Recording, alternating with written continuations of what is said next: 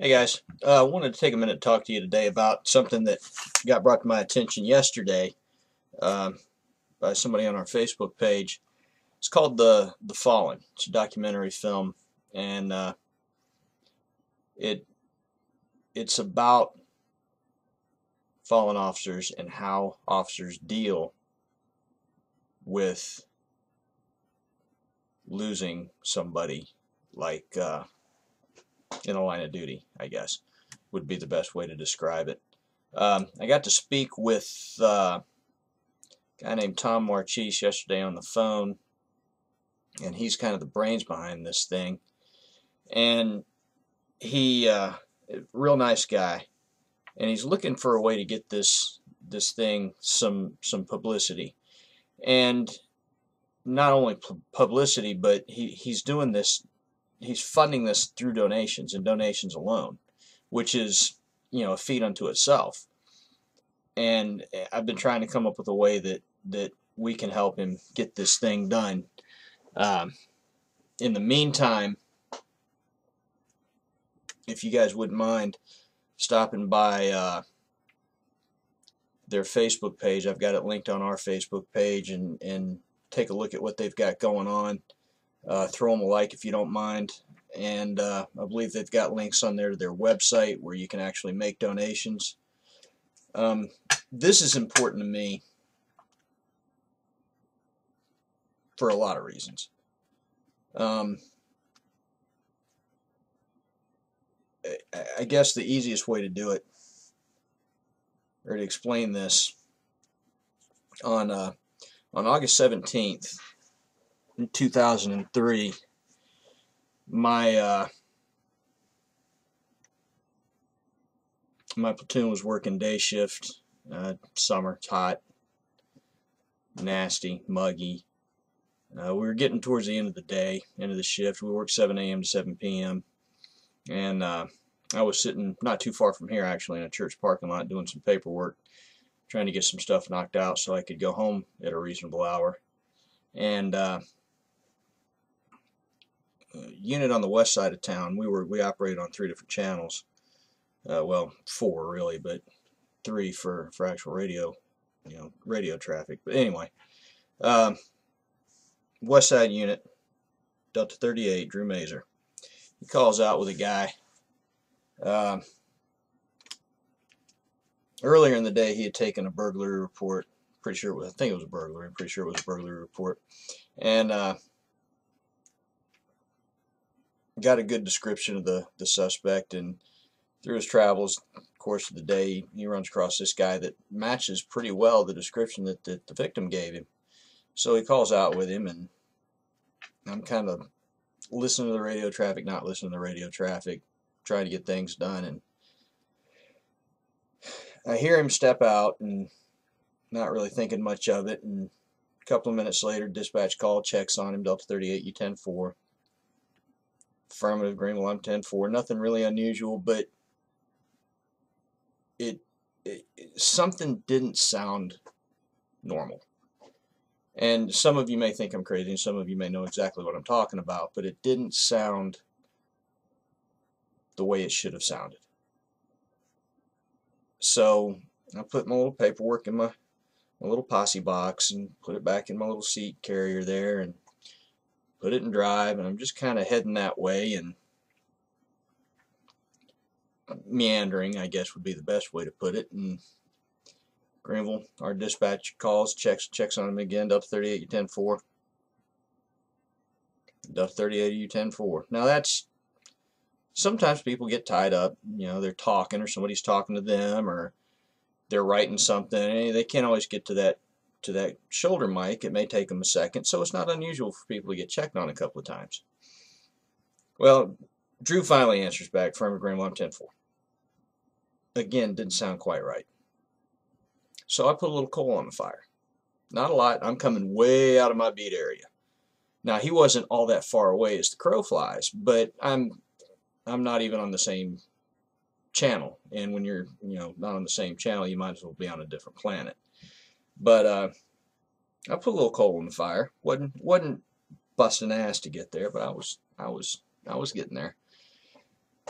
A few minutes later, Granville checks on him again. Delta 38, you 10-4? Nothing. Delta 38, are you 10-4? Nothing. Well, now his beat partners are starting to pipe up. Granville, I'm headed that way. I'll check on him. Something told me at that point to go, so I went. Lights, sirens, everything. I went. The next call that came out of that radio, and even now, even to this day, it makes my blood run cold. 1042 all units, which is an all broadcast. 1042 all units, citizen calls, multiple calls, reporting officer down.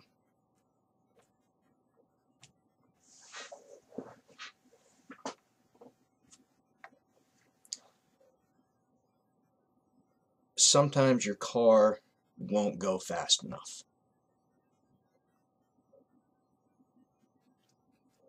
It felt like I had the pedal pressed completely through the floorboard. I had that Crown Vic working for everything she was worth. I mean, I was peeling the paint off of the car, sucking the garbage out of ditches as I went down the road. And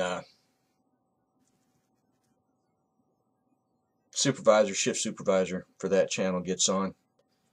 Granville advised, we're going to treat this like a 1041A. 1041A at the time, or it was our 10 code for bring everybody. Bring everybody. Trying to get confirmation on the officer down. Radio traffic continues. 1042 all units be advised. We're getting confirmation. Officer down. As I'm going up the road, I pass 2 units going in the opposite direction. I thought, where in the hell are they going? The call's up here. Why are they going that way? So I got on the brakes and I started to make that U-turn. And I knew good and damn well that they were going the wrong way. But I thought maybe they know something that I don't. Maybe they heard something on a different channel. Maybe they know where the suspect is. I don't know. Started flipping it around, and I got halfway through that U-turn, and I said, you know what? No, that ain't right. So I made a big circle and got back on it, going in the same direction I was to begin with. As I turned onto the road that crossed the street that he was actually in a trailer park, or on the outside, just on the outside of a trailer park. We started getting units on scene, screaming for the ambulance. And if you've never heard that kind of radio traffic, it's almost undescribable. And no matter how cool you try to stay on that radio, your emotion still comes through. And you could hear it in other people's voices that what we were dealing with, what we were about to see, wasn't good. We started setting up a perimeter because the responding units that got there first observed the bad guy running into the woods, and he was firing shots over his shoulder. Well, he had Drew's gun. And I'm still not clear on how this happened, and I don't think anybody is, and I don't think we'll ever know, because the only 2 people that can tell us are both dead. Somehow, and let me back up for a second. At one point, Drew got on the radio, and the last transmission I heard come out of his mouth was, Granville, be advised, I'm fighting with him. And you could hear it. You could hear it on the radio. You could hear the scuffling and the stuff that you hear when people are fighting with somebody. And that was the last radio transmission I heard from Drew. That was the last thing I ever heard that man speak. Well, what apparently had happened after that is this guy had an active warrant. Drew went and put handcuffs on him. Kid takes off running. Drew chases him. Kid tries to climb over a fence, fairly tall fence apparently. Drew pulls him off of the fence, and somehow this kid got Drew's gun. Now at the time we were carrying a level 3 holster, so you'd have to rip that holster off. I think it was a Safariland holster with a snap on top.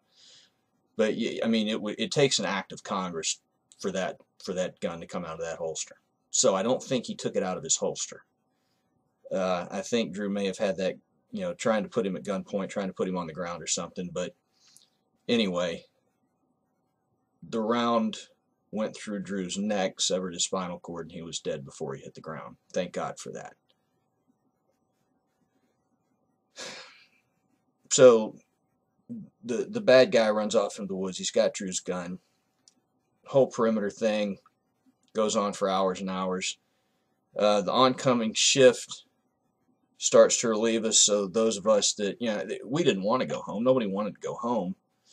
But the powers that be were insistent. So me and my supervisor decided we were going to go to the hospital. Drew's wife had been out on a shopping trip, I think, with a friend of hers. And they finally had been able to get a hold of her and get her to the hospital where they had taken Drew. And our hospital here is, I think it's, what do they call it, level 1 trauma center. I mean, it's where you want to go if you're hurt. But again, there was nothing they could do for him. So I'm prepping myself when I walk into the hospital and I see Drew's wife. He hadn't been married long. He'd only been with the agency a couple of years. He was still pretty new. Hadn't been married long. I kept saying to myself, don't say anything stupid. When you see this woman, don't say anything dumb, because I've got a knack for saying stupid shit. Well, we walk in. They've got her in a family waiting area. There's 2 rooms to it. There's cops all over the place, all the brass. And I walk in, and his wife comes out of another room into this waiting area. And I walked over to her and kind of took her hands, and I said, is there anything I can do for you? After all that prep work of not to say anything dumb, is there anything I can do for you? And what she said to me,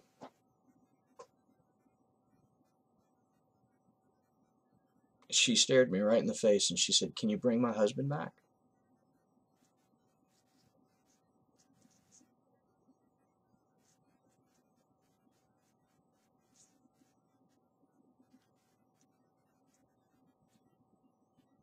No. I hugged her and I walked out.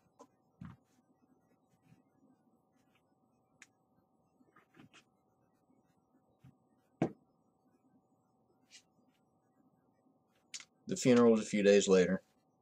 It was quite the affair. If you've never been to one, it's pretty neat. The motorcade went forever. There were patrol cars from all over the freaking country. Drew was a Citadel grad. There were representatives there. It was an incredible funeral, an incredible ceremony. The graveside was incredible. The outpouring from the community, the support. But I never want to do it again. I never want to have to go to another one of those. I will. Our agency lost several in the last few years. 3 or 4, I can't remember.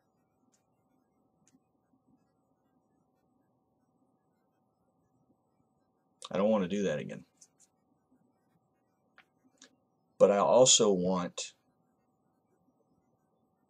the public to be aware of what these guys do on a day-to-day basis. And I want them to understand that when we lose another cop, it's not just losing somebody that you work with, because you know things about these people that, hell, half their families don't even know the stuff that we know about them, because you rely on one another